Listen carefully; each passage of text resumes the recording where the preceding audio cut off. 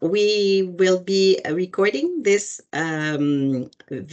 session for the benefits of those who have not been able. And namaste from Nepal. So happy to have you here. It's wonderful. So as we look at our session today, we want to make sure that you are welcome, and we have a few things to start and tips before we start the session. So you have the computer audio that is recommended, and I will do a little something because I have two beautiful teenage children, so they don't ask me or text me or do anything else. So I'm going to put my phone on mute, and for those of you who want to do so, it's okay. So we don't have interaction, but we can still see emergencies. The device have been muted anyway to avoid distraction, and we use the chat for real-time messages, which I love, and you guys started to do. As you trickle in, feel free to let us know where you are from in this beautiful region, and or in Ontario or in Canada. Your microphone will remain muted, and the camera will remain off for the entire session. So as I see here, we are so excited to have you with the conversation. You may want to you enter your questions and your answers and raise any question as we progress through this session, as you raise your virtual hand that you see at the top of your screen. So that's going to be great. We also want you to make sure that as you see here on the slide, you're able to communicate together. We also have that during the presentation, you can adjust the view. So if you want to see the slide bigger, you go to content, focus on content. So the slides will be larger for your benefit. And so you can do this by going to those three little dots you have here, and this will maximize the view of the presentation. We also have the polls. I want to know all about what you think. And this is a two-way street this morning. So we will be using polls throughout this session to collect your instant feedback. The polls may appear in the chat. So if you click on chat, you will see it appear on the right side black area.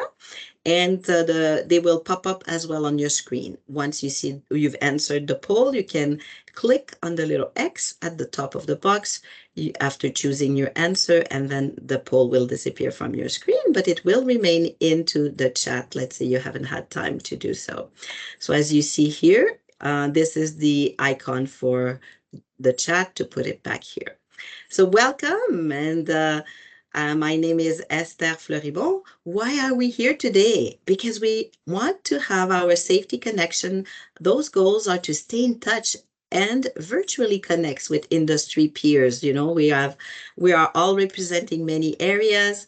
And we want also to provide the opportunity to attend from your personal workspace. There's flexibility. We can be among our family or home office or within the office, wherever you are. And this will facilitate exchanges of best practices within a variety of sectors. Today, we will explore the mental health aspect of the workplace. So we want to learn, share, and discover what is of value to you. So welcome on board. So my name is Esther Fleurimont. I'm a psychological health and safety specialist here at Workplace Safety and Prevention Services. And you have my information right here as you go onto this beautiful QR code. We'll have QR codes all through this presentation. I've been in the field here with the workplace safety for over 7 years. And prior to that, I was at the federal government, somewhere I was managing the wellness, the health and safety, the mental health, the disability of our beautiful institution, which is the Bank of Canada. And prior to that, you probably know my former employer, Winners and HomeSense. Anybody has been into my former employer? So I was managing stores from Toronto to Newfoundland. Hey, Morgan knows my former employer, and I know many of you do. So looking at the, warehousing challenges in that we have multiple warehousing in Brampton and other parts of the country. So that was after my formal training at Ryerson University in health and safety.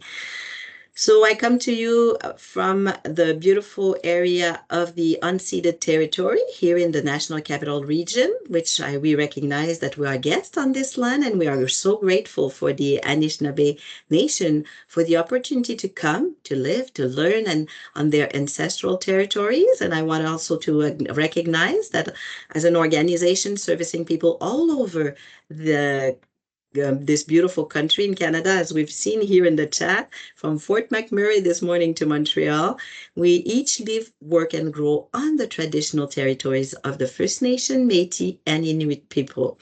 And so we offer gratitude and respect for the Indigenous peoples of Turtle Island, on whose land we make our home. So thank you, everyone.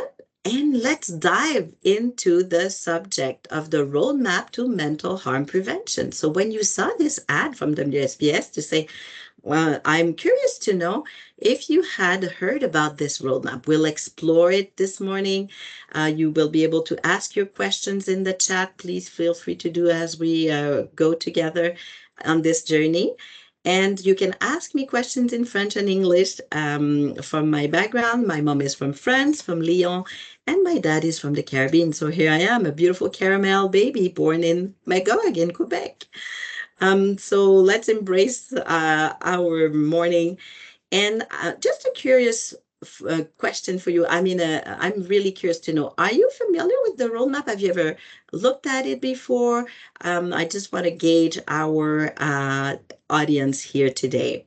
So you can click on this poll and you see, just like me, appearing it in your chat. All polls are strictly confidential. I don't know if Nicole or Esther or Shalini has answered. All I see is that there is about, so far, 89% of people saying no, they haven't heard. So perfect. Most of us. And for those of you who have heard about it, I see a few people saying yes, which is quite interesting. If you are familiar with the roadmap to mental harm prevention, how did you hear about it? I'm curious for those of you, because we have a few percentage, as I see here. We have 13%, 11 people who have heard it. Might be my colleagues here at WSPS or others. Was it from a consultant that talked to you about it, or the website that we have, WSPS.ca? Maybe a friend or a colleague, maybe Awit HR Consulting, which we want to acknowledge the beautiful work that has been done for the last few years in partnership between Workplace Safety and Prevention Services, WSPS for short, and Howitt Services with Dr. Bill Howitt, that you may have heard of, beautiful thought leader for mental health and psychological safety here in Canada. As I look at the results, yes, WSPS website seems to be the main provider of information. Beautiful. Your colleagues, your friends, HR, Howard HR, one person, some other ways as well. So thank you for keeping those answers coming in. And although the poll might be no longer on your screen, remember you can always go back to the chat and answer. So they're open all through the session. So why I'm so excited? It's because I'm part of this organization that is not for profit. What is Workplace Safety and Prevention Services for those of you who are less familiar? Well, we're the largest health and safety association in Ontario. And we're representing 172,000 firms. And if you take a total of all the employees from all of those firms, it's 4.1 million workers across the agricultural sector, the industrial sector, the manufacturing, and the service sector. These are the people we serve. And so we go from prevention to, we have 250 employees that are specialized in health and safety, some in ergonomics, some in confined space. So it's a one-stop shop. And so we provide training, expertise, and insight and consulting. And this all funded by the ministry here in Ontario and so we're so excited to be with you. Now, we are a safety partner, of course. We're a member of the Ontario Health and Safety System. In Ontario, we have sisters at the WSPS. So other safety associations are focusing on the services, the schools, the hospitals, or some others are in the north servicing the mining and the different organizations that are really towards the forestry and so we are really excited to be with you today. We are on one of the 4 specific health and safety association, and our focus is, of course, on prevention of workplace injuries and illnesses. Because there's a few, right? And too many. One is too many. So we're in partnership with WSIB and the Ministry of Labor, Immigration Training and Skills Development. And so we're really grateful for your presence today. But let's dive into, I really care about you this morning.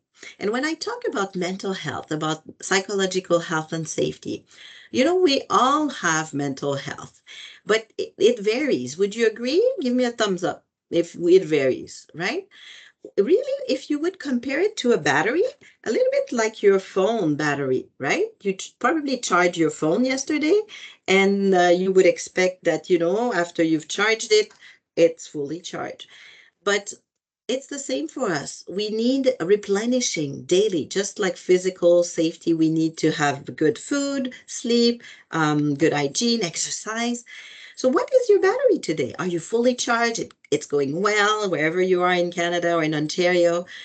You had a great week. We're already Thursday today, or maybe you're charging. You're still needing this influx of positive connection, positive reflection, and positive, organization where you're working to be fully up to par.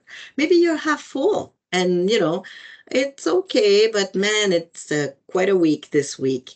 Or maybe you're drained, and that's okay too, because that's what happens when we're depleting ourselves from being surrounded with difficult situations, with challenges that are taxing us mentally and psychologically, whether at home or at work.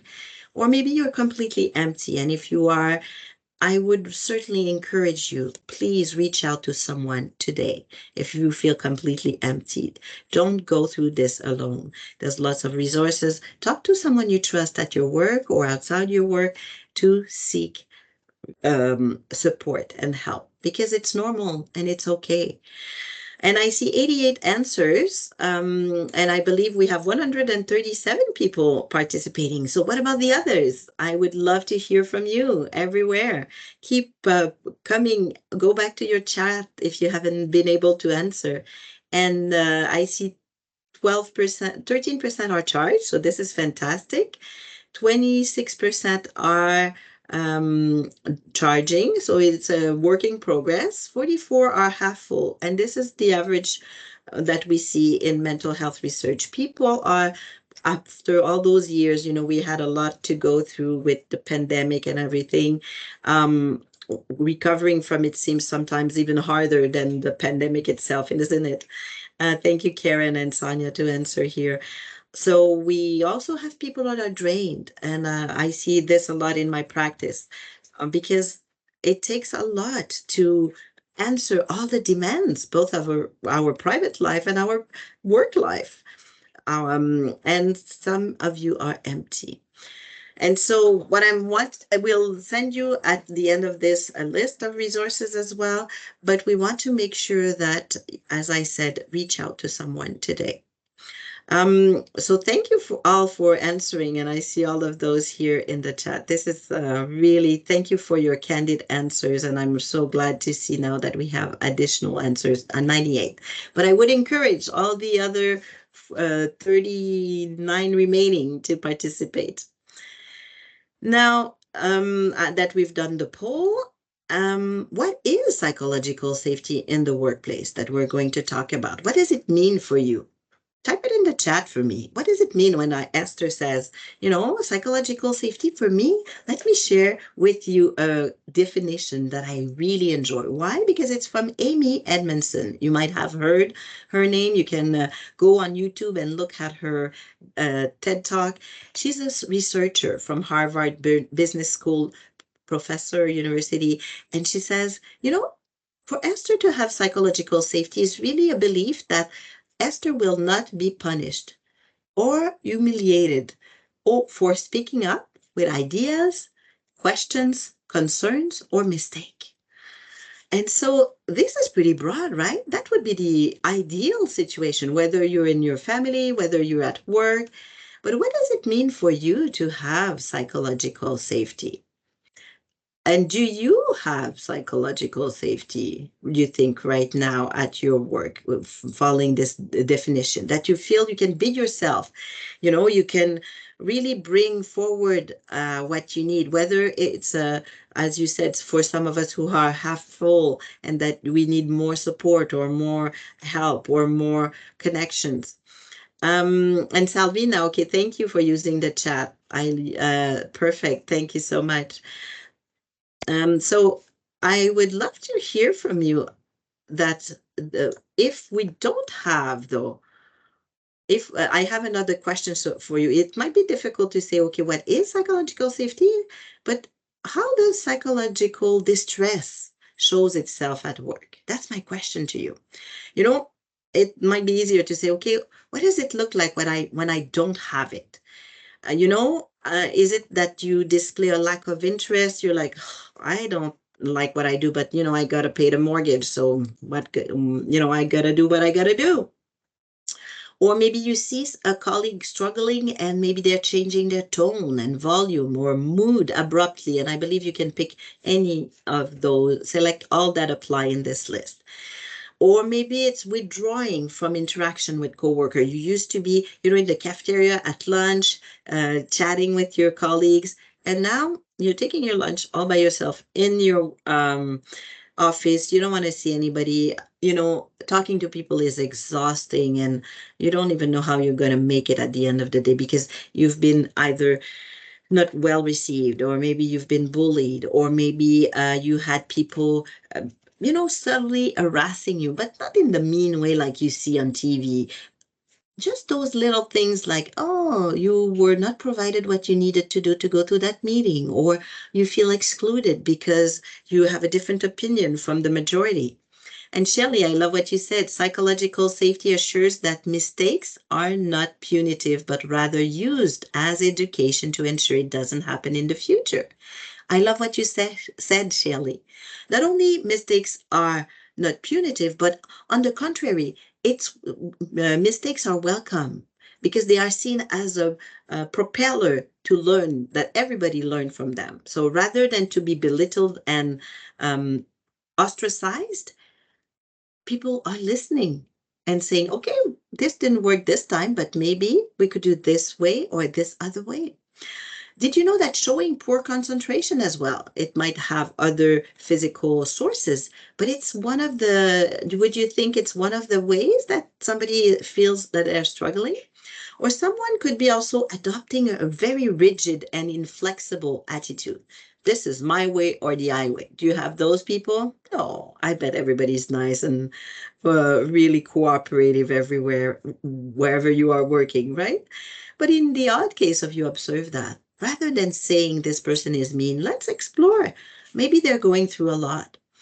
Or sometimes it's the other way around, showing high or exaggerated emotions, angry, anxious, fearful, sad. And it's like this yo-yo going in and out. And you are saying, where this reaction comes from. I only said we would need to have this report one day before. What is this crisis? Why is he or she responding, or they are responding so abruptly? Or maybe overreacting to minor things. So let me see the results here. And so it's important to see your result. So yeah, the first and foremost, it seems for many of you, it's pretty spread out, right? Between displaying a lack of interest, 16%, changing tones, 14% thinks, yes, absolutely, it shows a psychological distress. Withdrawing from interaction, very critical, that's your highest selection here. Poor concentration, rigid and inflexible attitudes, 12%, and high or exaggerated or emotion, absolutely, and overreacting. Psychological, Melissa, you're saying there is only one person that does not make me feel safe here. Oh, yes, I like, if I understand, Melissa, you're saying it could be only, the source could be only one individual, but yet it's tainting your employee experience, right? So absolutely. Thank you for all to sharing. So now why is it, and I want to share with you what Amy Edmondson was part of. Do you know this little company called Google? Many thumbs up. You may have heard of them, a couple of thousands employees around the globe, right?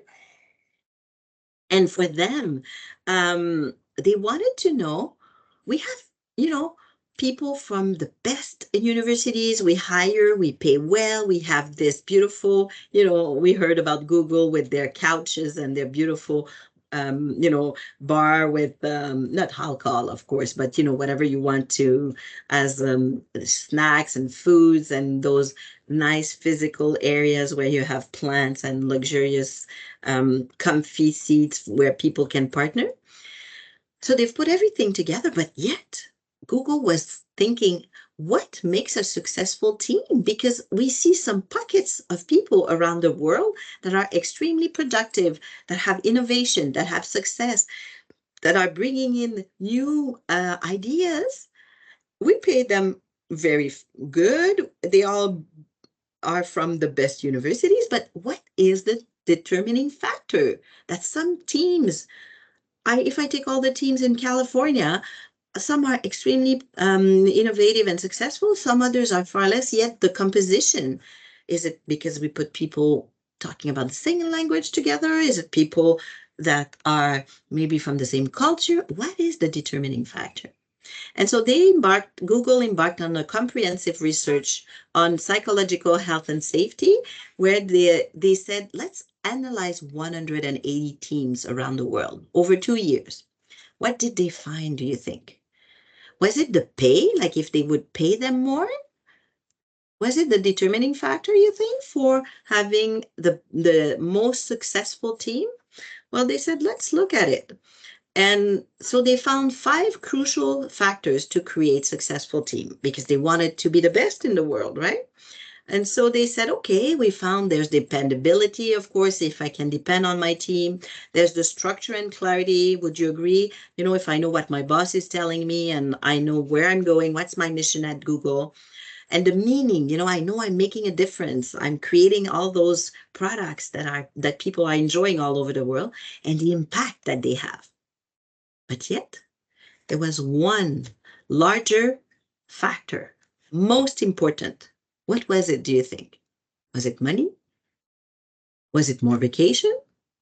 Was it paid trip if you are the most innovative person of the team? No. The one determining factor was psychological health and safety.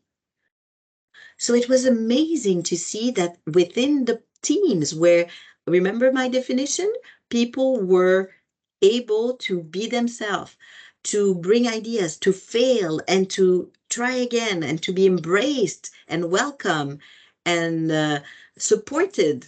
And they felt that nobody would be belittling them. This is where they had the best successful team.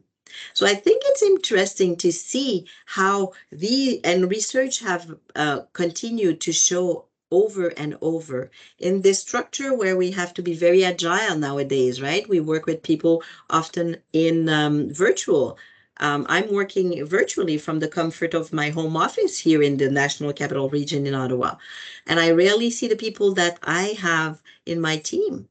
So it's interesting that there's proven benefits. And Ed, you're saying sometimes it is not the work that causes distresses, but the personalities that you have to deal with, especially the narcissist. Yes, you have to walk on eggshells. You're absolutely right, Ed. And when you walk on eggshells, you're not concentrating, you're not focusing, you're not the best, you're not able to be productive, innovative, and, being at the top of your game. So, what are psychologically safe workplace improving? We've determined here with this Google experience, we call the Aristotle experience. But what else could it be improved for employee? What do you think? Type it in the chat for me. Have you experienced it at your very own work? This psychological safety. And this is very different from mental health. We tend to focus on mental health in the sense of mental illness and accommodation. And this is not what we want to talk today. It's how the work can create an environment where I feel I can express and be and thrive. So morale, attendance, absolutely. There's a direct correlation with morale. Shayna, you said drives innovation. You can make mistake, therefore you can learn and progress. Absolutely. Anybody else? I'll give you time to answer here. I see there's 140 of you. This is amazing. Respect, retention of valued staff. This is critical. Absolutely. Inclusivity, engagement, belonging, inclusion, learning, contributing, challenging the status quo. If I'm able to tell my boss, I've been here for a little longer and I see this path that you're going to, we've tried it before, it didn't work. But if I'm fearful, I'm not going to say anything. Appreciation, fair treatment, enjoyment of work. So you guys are sold. I'm preaching to the choir, isn't it? Well, you're absolutely right. And if we could summarize it, it would be really, it rehumanizes the workplace. It promotes a non-judgment approach and really to nurture authentic leaders. We're talking a lot about, servant leadership nowadays and how we could be great leaders. And how can we be psychologically safe leaders? Have you ever thought about it? Am I a genuine management? I like what you said, Terry. And then you said employees are more likely to promote their business outside of work if they work in psychologically safe environment. Absolutely, Brian, you're right on. It will build up their morale. And it increases productivity. It's been tested time and time again. And now do you have to do more with less in 2024 than in 2023, or it's only here in our little Gatineau area that we have this kind of challenge? Give me a thumbs up if you have to do more with less, whether it's less employee, less resources, less budgets, less time. Right, I see all those thumbs up. Absolutely, right? And so that helps us to stay focused and to say, hey, we want to protect our own mental health, our own well-being, and we want to build accountability. Absolutely. So we're all in agreement, and so is the Canadian researchers that in 2013 have developed Canada National Standard for Psychological Health and Safety in the Workplace. Who has read this standard? Give me a little heart or a thumbs up. So I want to know how many of you are familiar with the I see your hand, Erin. Perfect. Yeah, all of you guys, excellent. And this is kind of a wonderful framework. And it's important to know that we were one of the first countries in the world to establish the recipe. How do we make sure people at work have a positive experience built upon psychological health and safety? And how do we prevent and we promote and have guidance in terms of implementation? I would always argue this is the best kept secret for our different Canadian organizations. And so if you haven't yet, I would invite you to download this free, it's from the partnership from the CSA group, the Canadian Standard Association, and the government and the private sector and the Mental Health Commission. And I would invite you to download it. This is the most downloaded standard among all other standards since the last 13 years. But you'll say, Esther, what does it have to do with, and it is free to download the standard. Yes, Philippe, absolutely. So when you are a health and safety professional, like you may be, you're always looking at the hazards, right? You always want your employees to be safe. And you're probably looking at my pie here, where you start with the blue with the chemical and then the physical, what things can hurt, the biological. We had a lot with COVID, right? What could be, cross-contamination, MSD, musculoskeletal disorder, you're working in manufacturing or in whether manufacturing or in office, you want to have a good ergonomic position. I hope you are maybe standing or sitting properly as you're listening to me and comfy. And this whole safety is very known. You have to look at hazards in the workplace. But now, embedded in the legislation in Canada since January 2021, we do have the word psychological hazard. And every employer in Canada that are under the federal regulation, and I would argue that's the best practice for everyone, have to make sure that you have a physical protection from the physical hazards, all the piece of my pies. And Desiree, thank you for putting the direct link for the standard in the chat. Thank you so much. But we also want to look at the workplace factors. What are the things that are making a workplace? We all agreed for the last half an hour, psychological safety is important. It's a great thing. You gave me all the good things. But how we do that? Any ideas? Well, it's by looking at hazards that researchers came together and look at the 13 ingredients. If I want Esther or Shalini or Terry or Brian to be psychologically safe, there's pillars that I have to build within my organization, my company, my group, my team. And absolutely. I like what you said, Ten. This standard has been a massive support to lean on when introducing psychological safety to organization. For those who are new to it, it's seeing an official standard recognizing absolutely what is important. And so let's explore those different ingredients, shall we?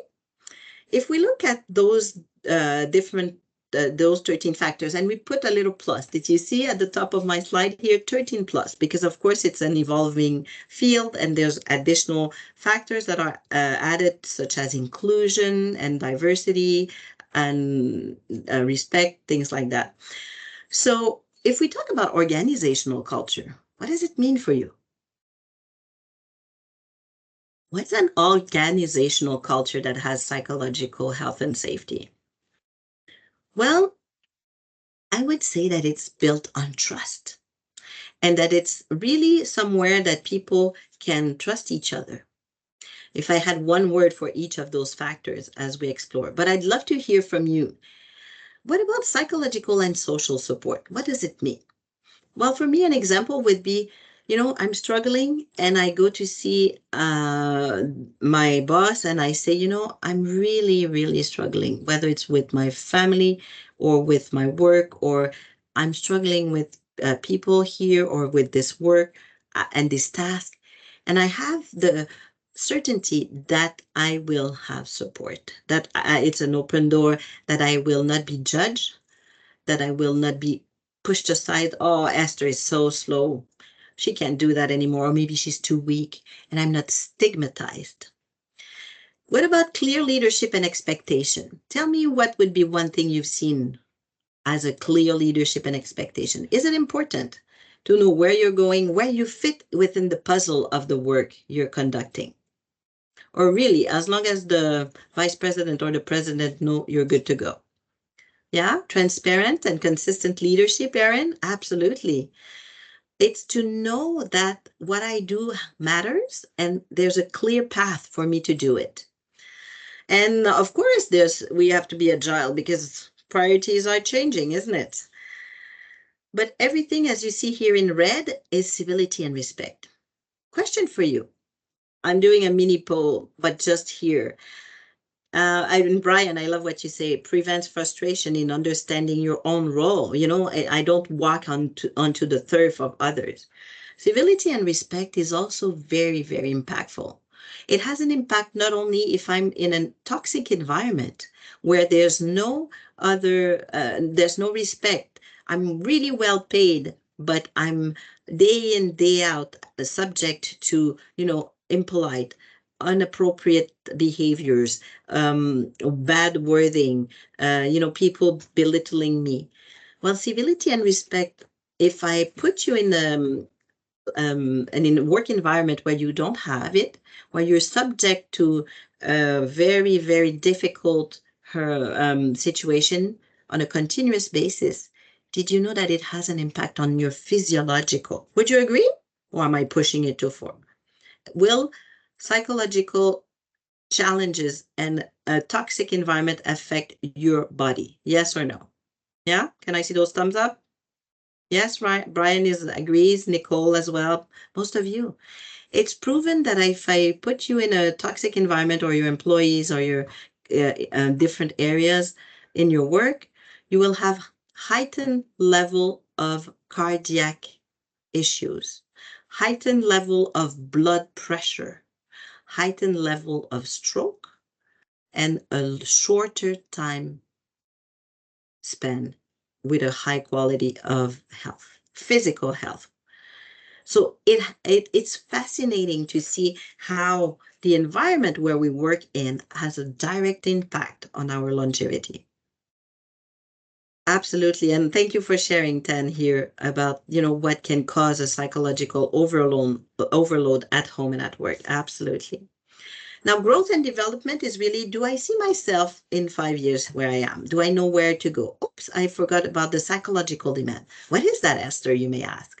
Just like you do a physical demand, when somebody hurt their legs, they slip, trip, and fall in your workplace, they go to the doctor fills up a form that we call physical demand. So I cannot stand anymore. I will not need accommodation. I will need to be sitting to do my work. It doesn't mean I lost my brain. It just means that I need to be accommodated to do my work. Well, psychological demand is a parallel, is similar to that, but you assess each of the jobs within your work to say, what are the psychological demands that are needing?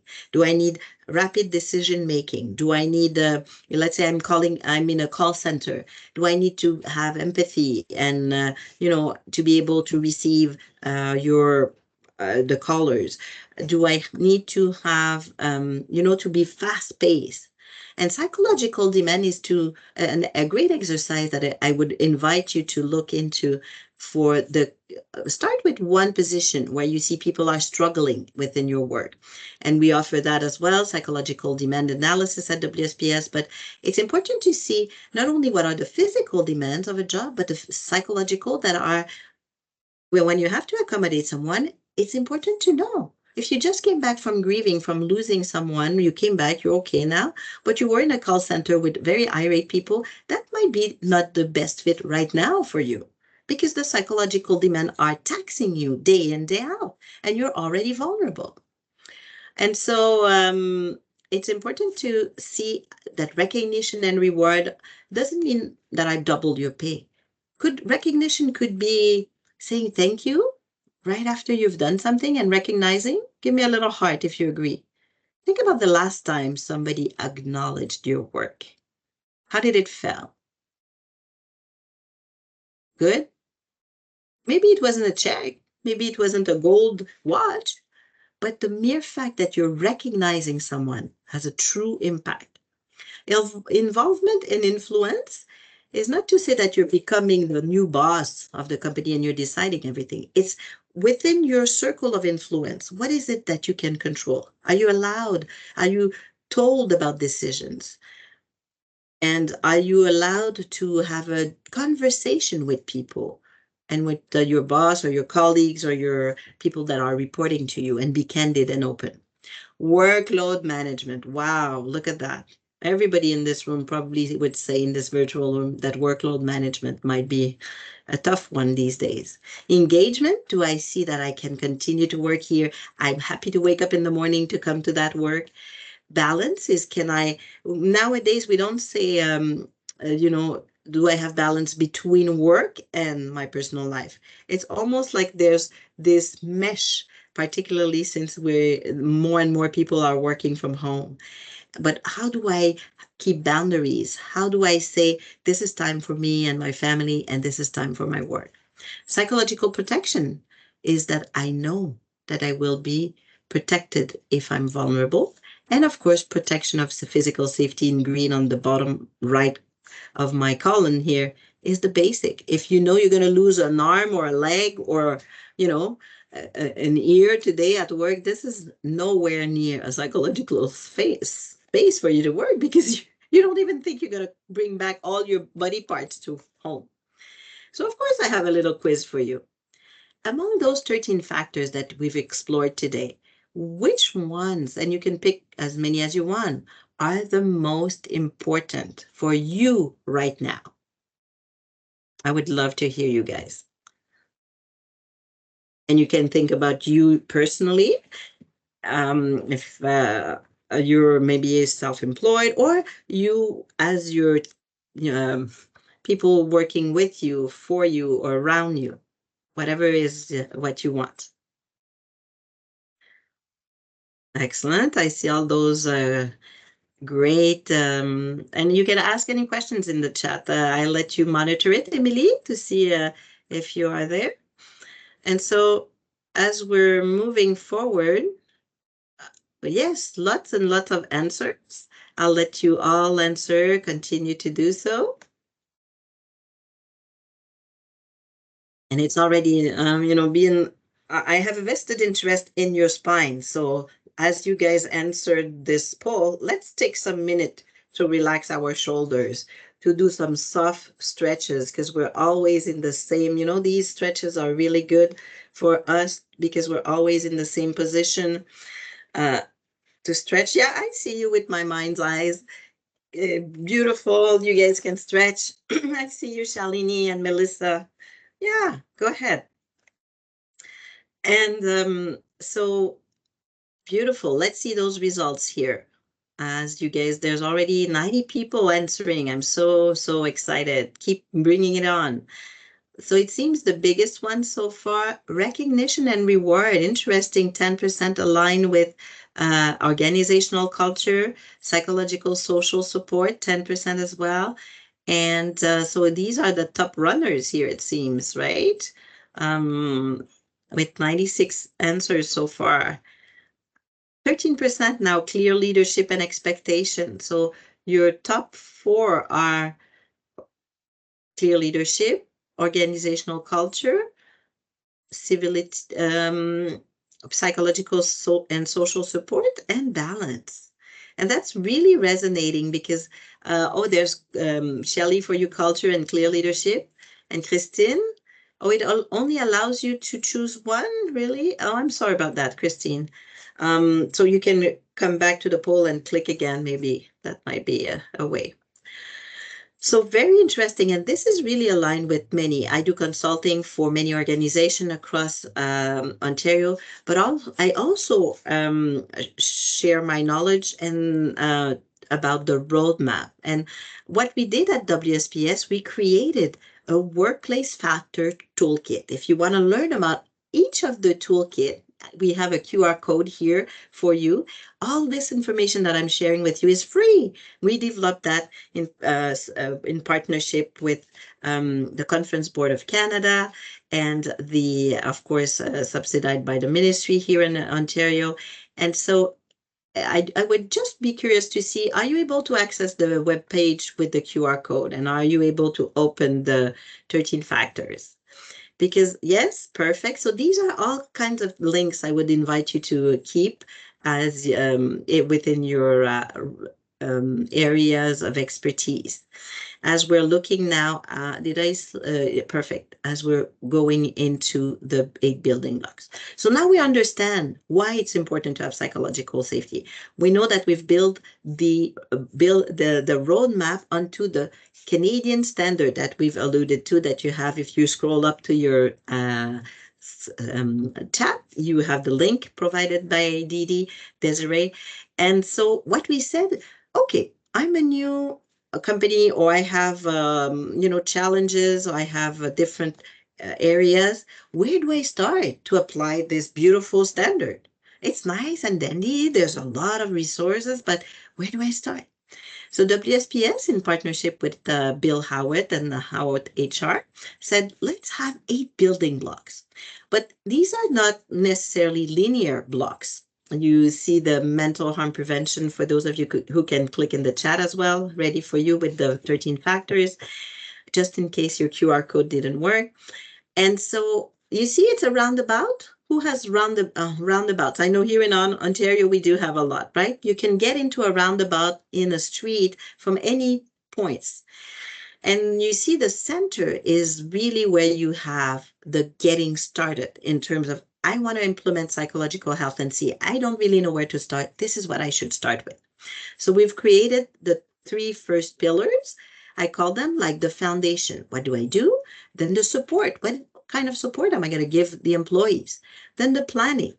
If it's just on the corner of someone's desk, just as an add-on, once or twice a year, it may not be moving forward to change the whole culture of your organization. We know that what gets measured gets done, isn't it? So then moving on, of course, leadership. When I say leadership, is anybody managing someone, whether you have the title of leader or not. And we are, each and every one are our own leaders in terms of psychological safety, in the sense that we want to voice what we need. We have to take care of ourselves on a physical and mental health approach, and as well make sure we are looking for others to support and for us to support them.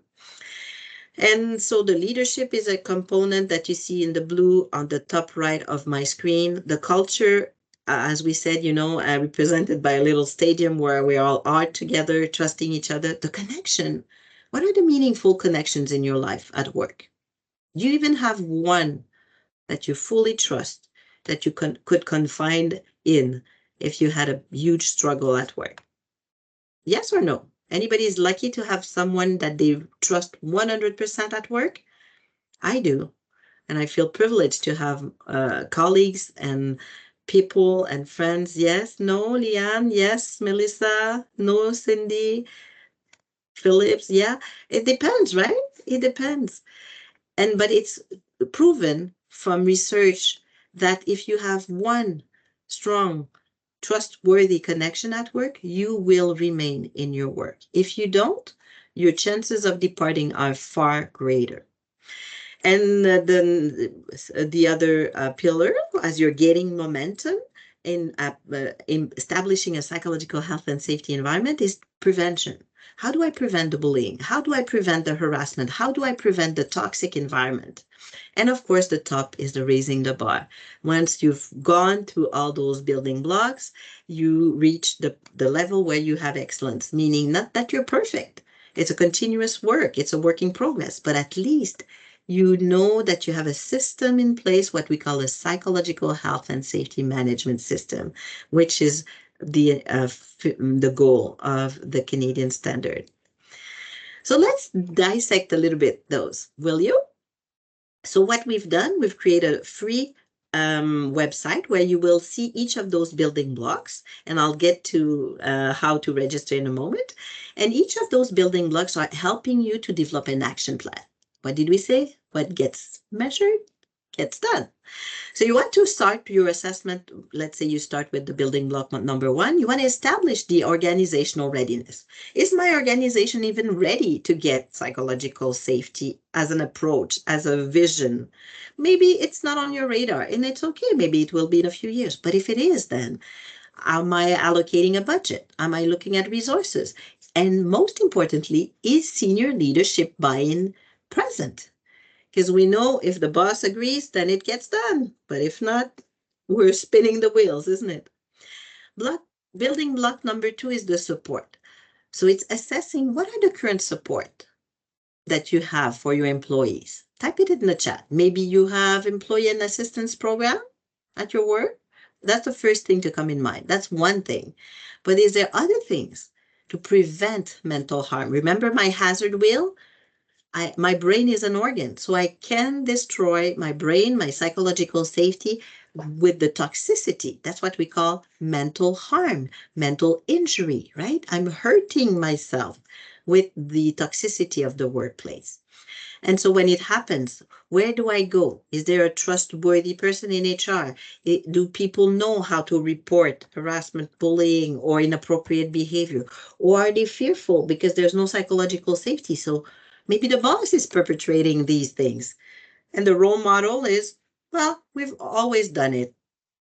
They tolerate it. Why should we stop? So these are, you're assessing on building block 2 what currently exists to promote mental health. Building block number 3, and thank you for answering. I see you guys have peer support program, Leanne. This is amazing, and employee assistance program.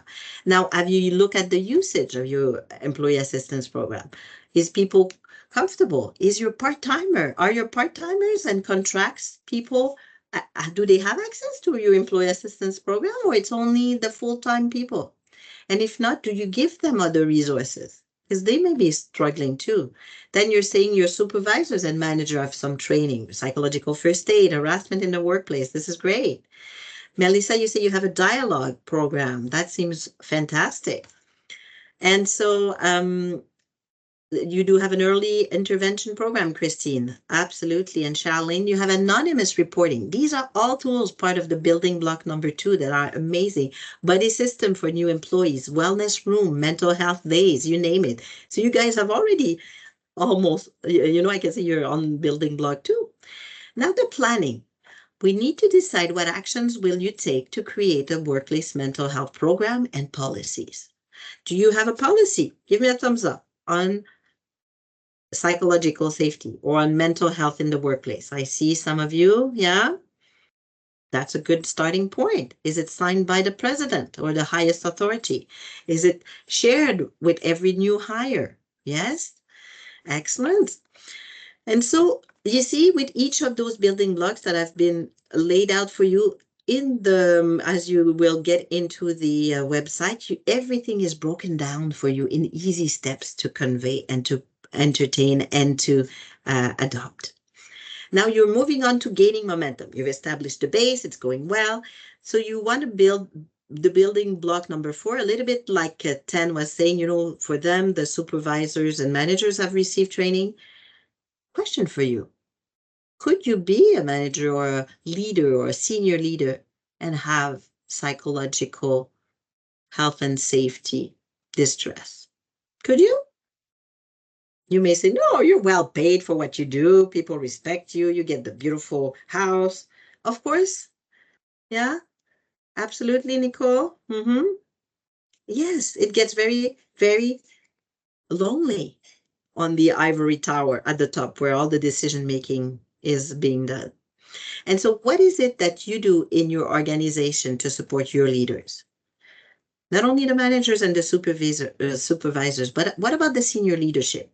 We know conversations happen very differently at a senior leader, right? And so what are the behaviors for managers and that are promoted, that are modeled? Have you given training to your leaders about what it means to be a psychological safe leader? Do they even know what those words are meaning? Is it to be nice to everybody and accept everything? No, but you don't have to choose between productivity and psychological safety. It's to make sure that people feel that they can have their well-being. And if the leader says, today I'm not sick, but I feel I need a good psychological health and safety day, so I'm off for today, that's a wonderful role modeling, isn't it? And as the person reporting to that leader, you say, hey, well, when it's my time, I can take it too. And so Everyone has bad days, like Judy was saying. Absolutely.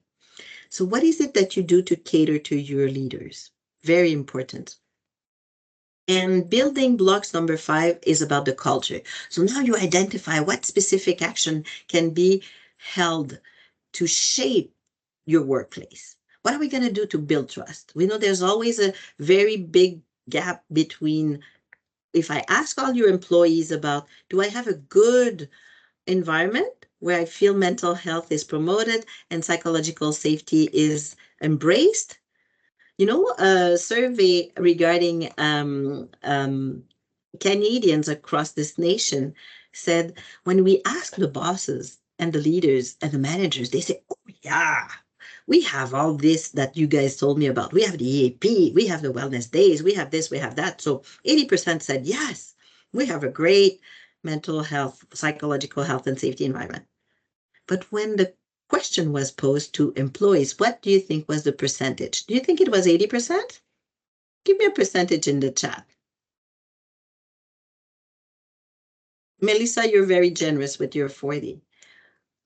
Barely 30% of Canadian employees said yes.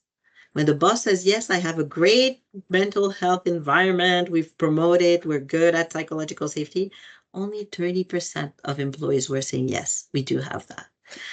So there's a big gap to be built, and that's block number 5.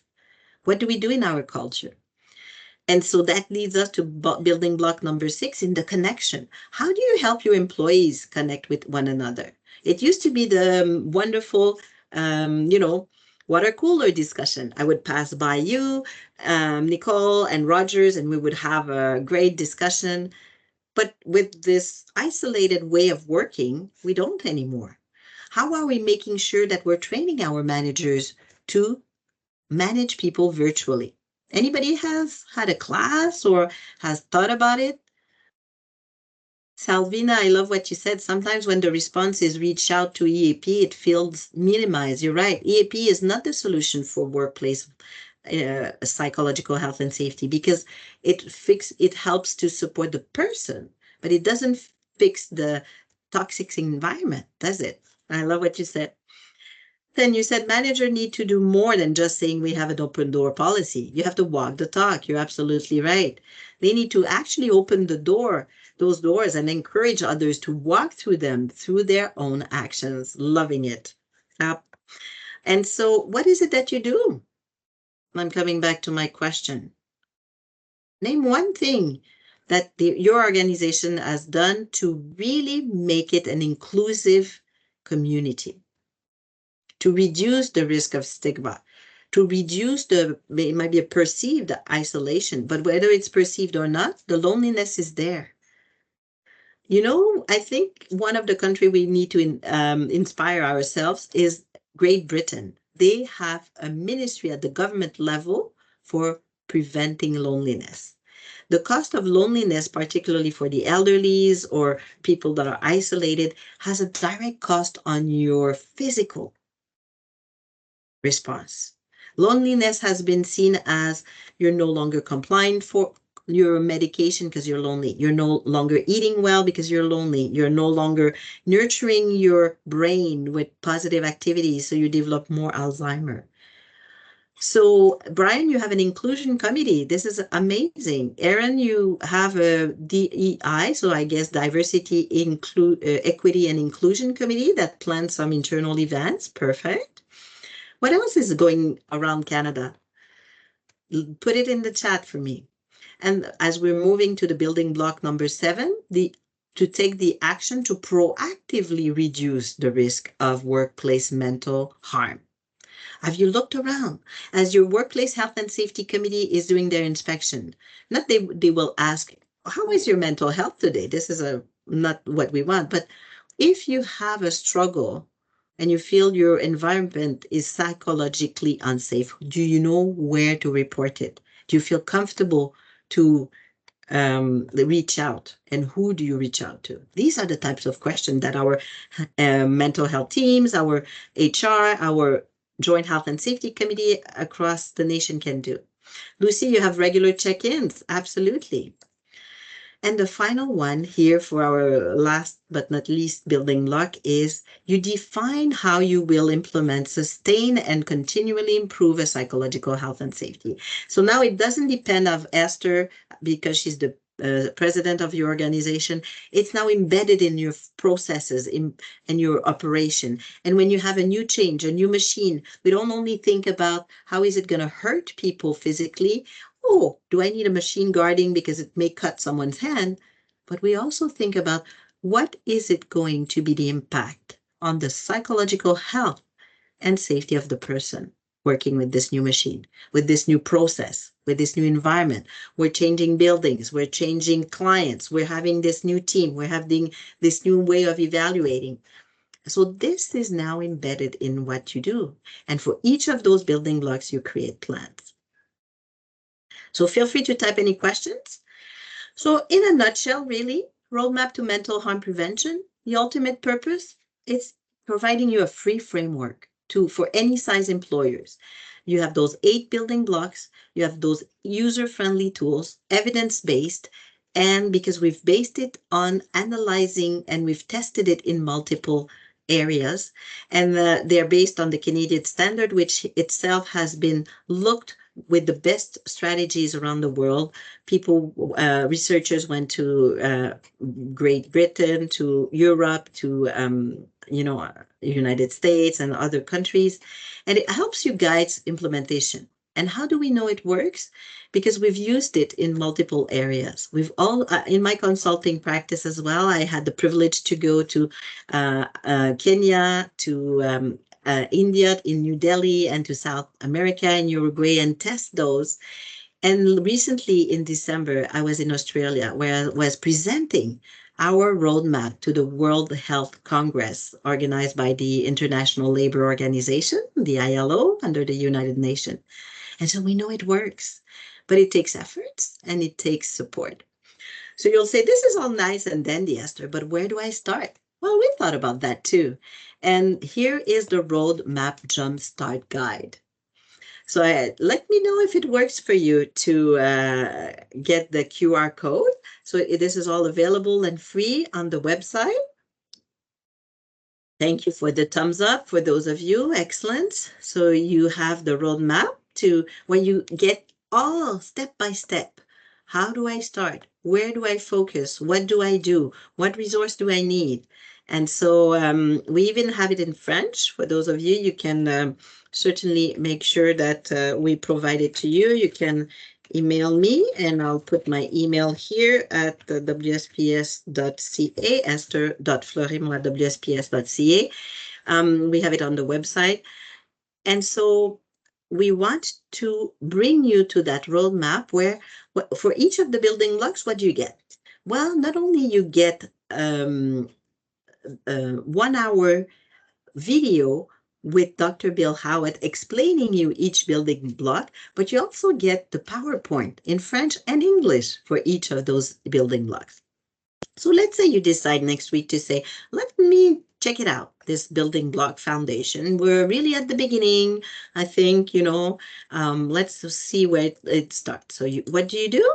Well, you go into the website and you register, and you have here, this is an example of the WSPS roadmap dashboard that you get. You get to create this. So I filled it up here just for you to see an example. You say, I'm going to do one activity. And I would invite you to select one thing you want to do in the next 6 months, not more. And so you say, okay, I'm going to ensure the employees are made aware of psychological health and safety program, maybe particularly in burnout. We've seen there's an increase. You look at your data with HR, you see we have an increase of people leaving on disability, and really, and burnout seems to be a common factor. And then you elaborate a burnout prevention specific support program. It doesn't need to be complex. You could have a one-pager that people are distributed. You could have somebody invited to talk about it. You could have a discussion between managers and employees. You can socialize the program to employees, and then you customize the program to managers because they are also at the subject receiving end of being potentially at the burnout, right? So then you evaluate, okay, what I've done in the next 6 months. Does it work? Is it good? You make a survey, you ask people if it was helpful, and then you look at the different resources that were provided. And as you're starting your program, you say, who's going to be accountable for it? Because if it's nobody's responsibility, it probably won't get done. And then you print your action plan and you're ready to go. And this is one example of each of the different steps you can do. Easy, simple, and you make it, you customize it. Nobody else but you sees what's in this roadmap to mental harm. So really, why it's efficient, it's because the resources that you have, not only you have access to different activities, but you also have access to articles that have been written. For example, 3 strategies for managing an understaffed team. Who has an understaffed team today? Nobody? Let me see those little thumbs up. Oh, Christine, you're in the boat, right? Welcome to the club. You know, there's 1 million jobs available as per Statistic Canada today in Canada. Well, unfortunately, to match people that you need in your team and skills of people is more and more challenging, isn't it? You also have French resources, like you see here, superviser des employés à distance, obtenir des conseils. How do you manage? As we alluded to, teleworking a team. It's not the same, right? And so you also have a special guide that we created recently, a guidebook for your manager. You don't have to reinvent the wheel. We did it for you. And so here it is. And I always want to validate another thumbs up from you guys to see if it works, the QR code. I've put the psychological safety in practice. You know, what makes it valuable for your management team? Take it. Take 1 page or 2 or 1 chapter and use it at your next management meeting. And please email me to let me know how it worked for you. If it was good, bad, or ugly, or it helped. I would love to hear your feedback. And the next one, of course, is, okay, now I've heard about this roadmap. How do I register for it? Esther said it's free. WSPS has spent 3 years creating it, developing it, validating it.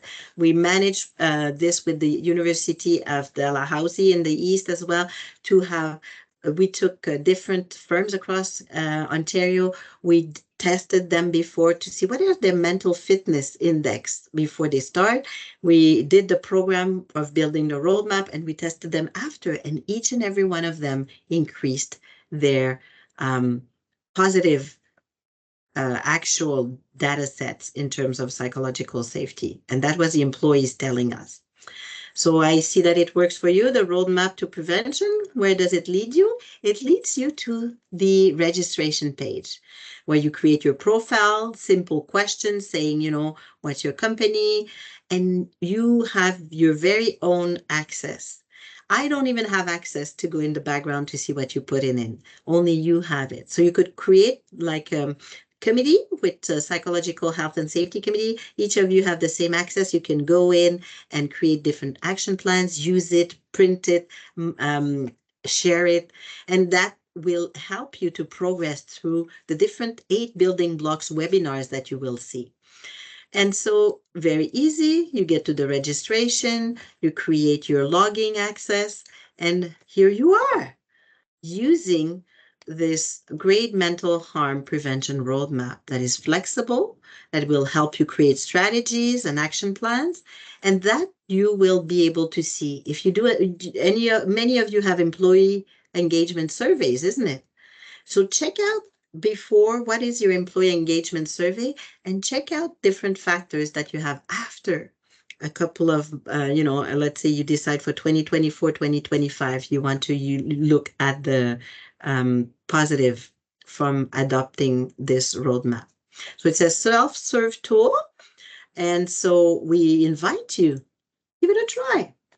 Log in, check it out. If it works, great. And if it doesn't, give us a call and we can certainly support you in terms of whether you're a small business because we have on WSPS website as well, different podcasts. You don't have to be a large organization to use the roadmap. You can take one or two little resources that you find in there. And so we also have a specific area where our small business team is ready to help you. So we also provide you with training. If you see, oh, I'm on building block number 4 for leadership, I wonder what type of training I could give regarding mental health. Well, we do offer mental health first aid training. Anybody has taken that training? Can I see those little thumbs up? Yeah, many of you did. And so we have certified trainers that we can dispatch to you in-house within your organization. We also promote the certificate in psychological safe leadership from the University of New Brunswick. If you want to learn more about that, that has been spearheaded by Dr. Bill Howitt. We have very low cost psychological health and safety for workers. We also have a training for your Joint Health and Safety Committee. What do they need to know about mental health? How do they need to implement it in their journey?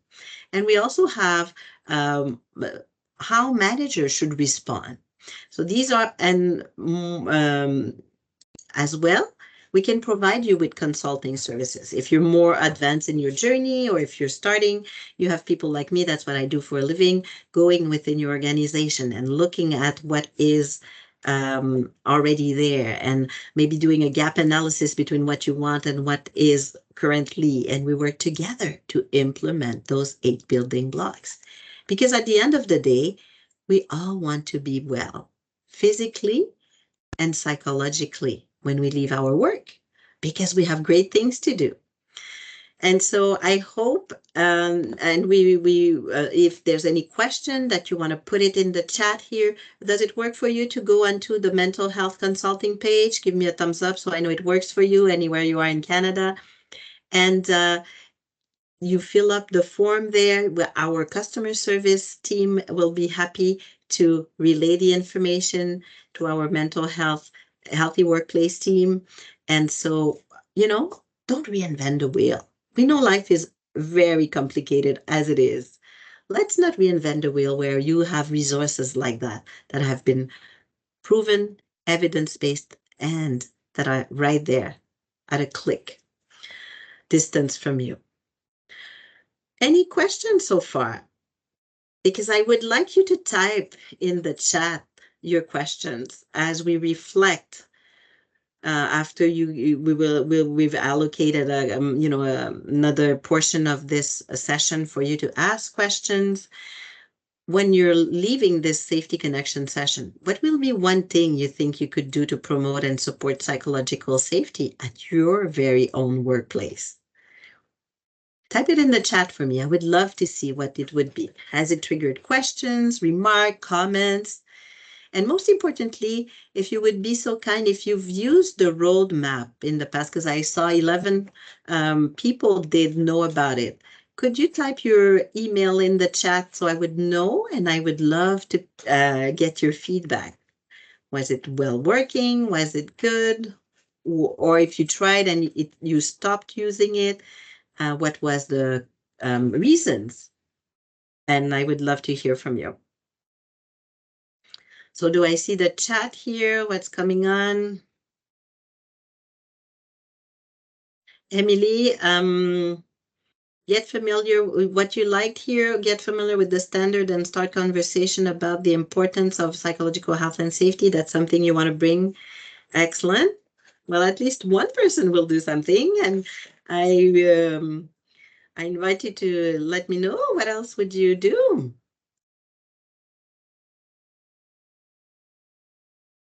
You've completed the certificate program with the University of New Brunswick. You shared your experience and recommend the branch leader to obtain the certificate. You have also presented to the branch on psychological safety, and you have committed to ongoing conversation and measuring psychological safety within the branch. This is amazing. Bravo.